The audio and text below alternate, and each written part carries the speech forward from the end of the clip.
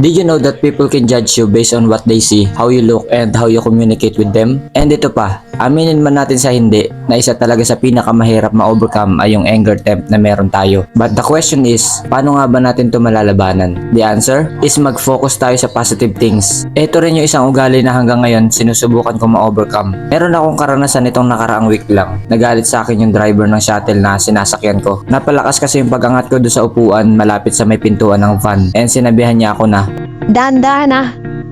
Pabayaran din sa'yo.